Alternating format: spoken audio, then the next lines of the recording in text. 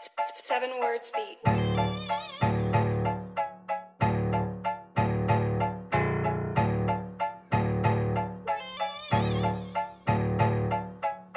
Alam ko na yung ganyan mong mga galawan. Akala mo naman mga magulang na huwaran, pero ang totoo di naman kayang patunayan. At personalidad naman masahol sa basahan. Mga real shit na mas kinuuna pa ang gala. Pinili ang barkada kasi ayaw mag-alaga. Kayo yung puro paawa, di ba ang lakas ang tama? Piling ulirang magulang, di kayo nakakaawa. Weh, masakit ang totoo, kaya saluin mo to. Sumbato para sa'yo, ngayon kainin mong buo. Walang kwenta na magulang yan ang tawag ko sa'yo. At ngayon ay wawasakin ko yung puso mong bato. Di na makakaila, kabisado na kita. Ikaw yung tanging ina na nakakaputang ina. Sana'y magkasilbi ka, pananaw mo mag-iba. Kasi baka balang araw maiwan ka mag-isa.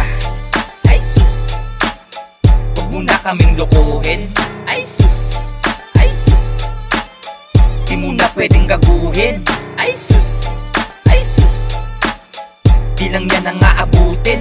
Kung hindi ka magbabago mga iha, mga iho, babalik lahat sa'yo at dahan-dahan nga anurin ang sakit. Post pa yan sa FB at ang sabi ganito: mahal na mahal kita anak, ikaw lang mundo ko. Pero sa tunay na buhay alam niya ang totoo, na di magawa puro higaya ng gawain mo. Pag nag-CP ay busy, di man lang mapunasan. Madungis na yung bata, di man lamang mahugasan. Ngayon tanong ko nasan, bakit di mapatunayan? Di na mapanindigan, obligasyon bilang magulang. Ano masakit ba?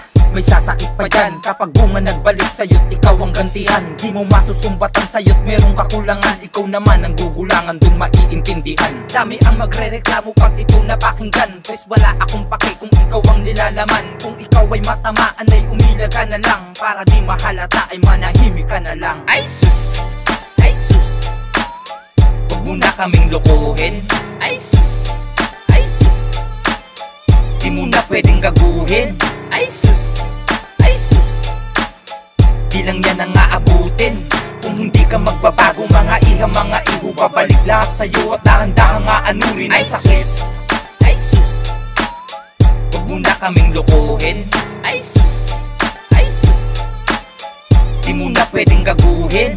Ay sus, ay sus, di lang yan ang aabutin. Kung hindi ka magbabago mga iha, mga iho, babalik lahat sa'yo at dahan-dahan nga anurin ang sakit.